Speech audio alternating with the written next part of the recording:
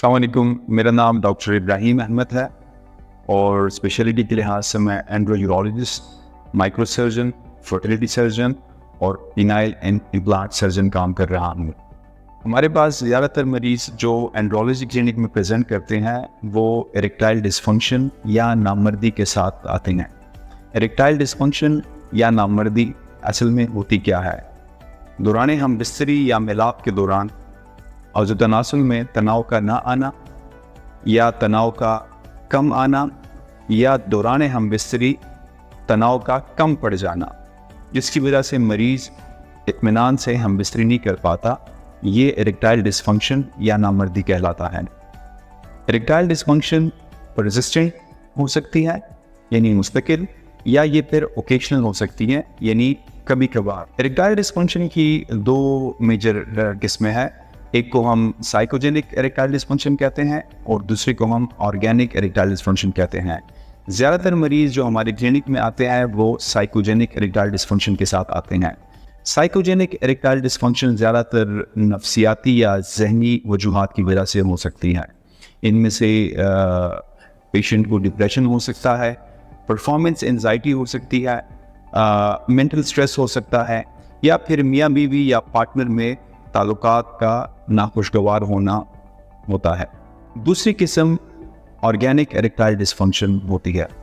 Organic erectile dysfunction ज़्यादातर कुछ बीमारियों की वजह से होती है, जिसमें से सबसे अहम बीमारी जो है वो डायबिटीज़ यानी शुगर का होना, या फिर दिल की कुछ बीमारियां जिसको हम इस्कीमिक हार्ट डिजीज़ कहते हैं, या फिर वेस्कुलरपैथीज़ यानी खून की शरियानों के कुछ मसाइल जिसमें से खून की शरियानें पूरी तरह से और पूरी प्रेशर के साथ अज़ु तनासुल को खून नहीं देती, या फिर उन शरियानों का लीक हो जाना। इसके अलावा कोलेस्ट्रॉल का बढ़ जाना भी अज़ु तनासुल में कमी या तनाव का ना होने का सबब बन सकता है।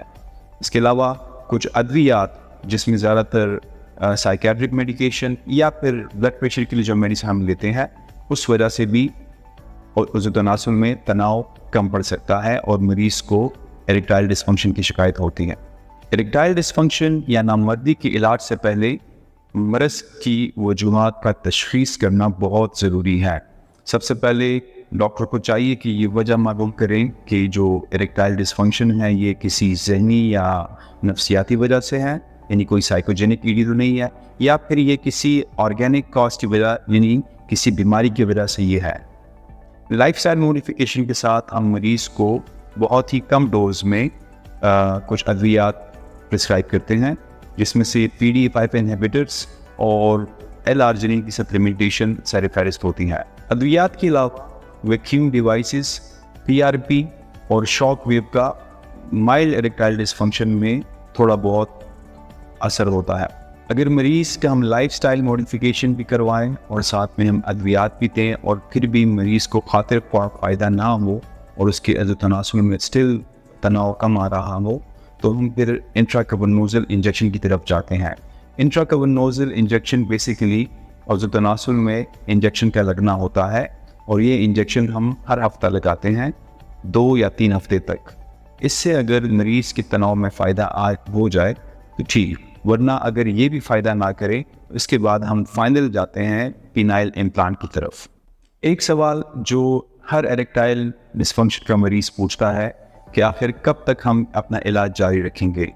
अब ये डिपेंड करता है मरीज़ की इरेक्टाइल डिसफंक्शन की वजह पे। साइकोजेनिक इरेक्टाइल डिसफंक्शन के साथ जो मरीज़ प्रेजेंट करते हैं वो थोड़ी अरसे के लिए उनको दवाई की ज़रूरत पड़ती है, और जहाँ ऑर्गेनिक इरेक्टाइल डिसफंक्शन के साथ पेशेंट आते हैं तो उनको कुछ महीनों के लिए या कभी कभार कुछ सालों के लिए भी दवाई लेनी पड़ सकती है।